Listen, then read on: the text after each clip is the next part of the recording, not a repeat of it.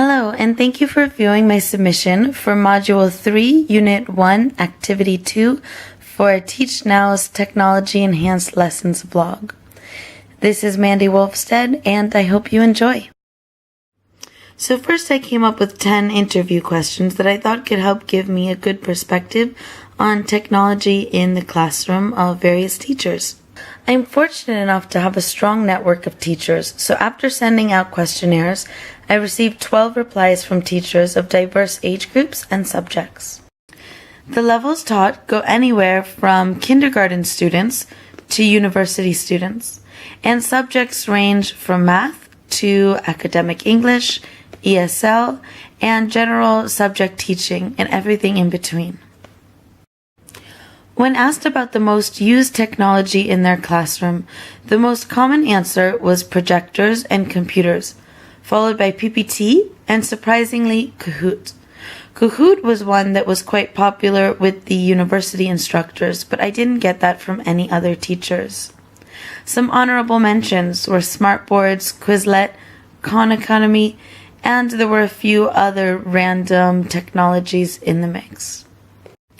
Regarding the role technology plays in creating lesson plans, 36% said a little, 36% said a moderate amount, 19% said a lot, and finally 9% said it plays a great deal. Let's hear from one teacher, Hoda Nam, and see what she has to say. When planning any lesson, technology plays a huge role in it. I usually prepare a lot of resources as pictures or videos when showing my kids, and I show it through my Smartboard. When asked about the actual time spent researching, most of the teachers stated that they spent a pretty low amount of time. Words like not much, a little, 1 to 2 hours were quite common.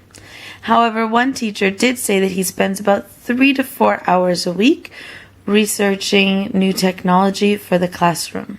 Most responses state that they have more resources and have slowly heard about more tools, either through professional development, personal searches, or hearing through colleagues. Most recent classroom innovations include Get Epic, which is an online library, Schoology, Kahoot, linked PPTs, which work as game shows, Quizlet, and other online quizzes. 75% of the teachers have asked their students to use technology out of the classroom to complete a project. On the other hand, 3 of the teachers, 25%, have not. All 3 of those teachers were early childhood teachers. And now I'd like to hand over to Noah Lebu, one of my personal friends and colleagues, to tell you about one improvement he would like to have made in his classroom. The new technology in deep learning that Google has put out recently, or will be releasing shortly, about the call assistant, which interacts with real life people in its ability to do simple secretary-like tasks, will be very useful for students to practice with. So as the technology develops, students will be able to interact with a computer that has stress and lifelike communication that is uncanny and identical to that of a native speaker's. Students being able to practice with these sorts of devices with their own time, at their own pace, and at an unlimited amount of practice hours as far as the student is willing to put in, is a hugely valuable resource and something which cannot be mimicked in the classroom in pair work because of the similar abilities of the 2 students.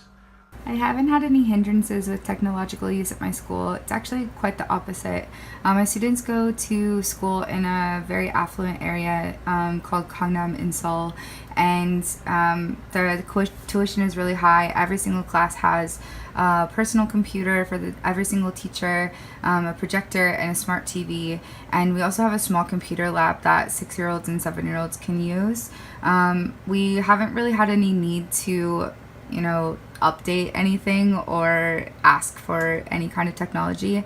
I personally think it'd be really cool if we could have like iPads or something, but I also don't see it being an issue if we were to ask and maybe eventually get it. Lindsay also gave me one of her lesson plans for phonics for the short A. She teaches pre-K 5-year-olds.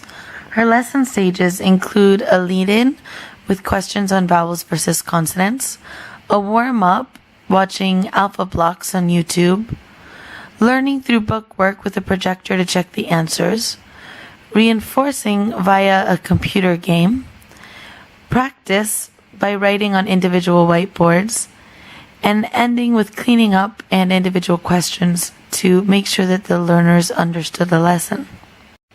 I did find that there were many ISTE standards that Lindsay achieved. You can read through the 4 that I thought were particularly fitting on the screen. However, I did feel that there were still improvements that could be made. I felt like she could innovate a little bit further and use new technology or new ways of old technology, such as creating her own alpha blocks with her students or having them record themselves and judge whether it's the correct sound. She could further push the technological envelope and inspire her co-educators, which would further achieve more of these standards.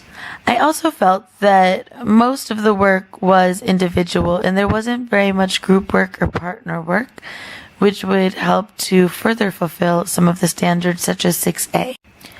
Overall, I think Lindsay put together a great lesson that could likely benefit from my suggestions to further align with the ISTE standards for educators.